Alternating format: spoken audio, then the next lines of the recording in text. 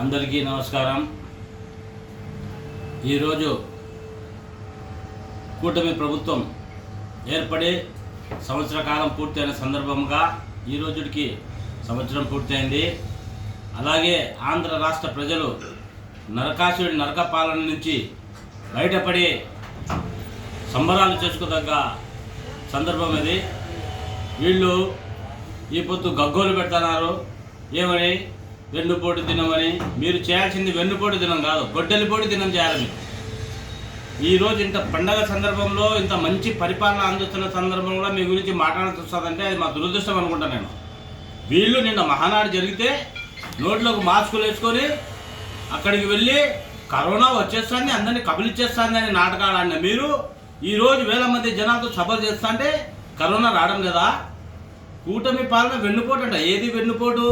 చంద్రబాబు నాయుడు గారు ఇచ్చిన మాట ప్రకారం గెలిచిన మొదటి నెలలోనే ప్రతి పేదవాని చేతికి 7,000 రూపాయలు అందిస్తే ఆ వారి కళ్ళలో చూసిన ఆనందం అది పాలన అంటే.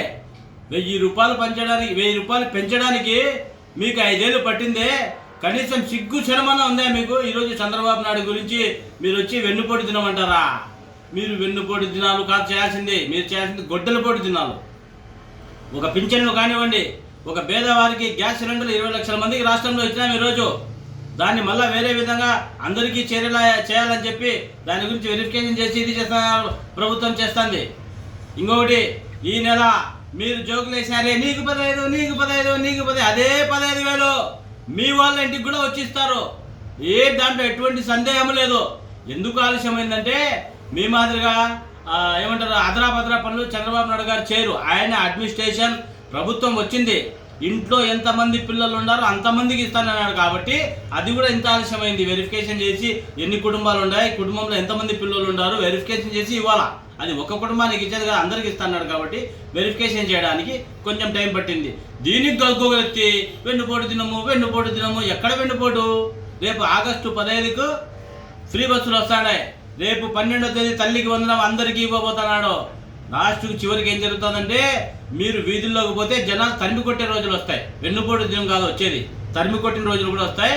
కాబట్టి మీరు ఇటువంటి మానుకొని ప్రజలకు సేవ చేసుకొని వాళ్ళ మెప్పు పొందే రాజకీయం చేయాలి. కానీ ఎంతసేపు చంద్రబాబు నాయుడు గారి మీద మీరు ఆ రోజు అందరే కరోనా వచ్చేస్తుంది, ఎక్కడో కొట్టుకొని పోతుంది, అంత విజృంభించేస్తుందని ఈరోజు రాలేదా మీకు కరోనా?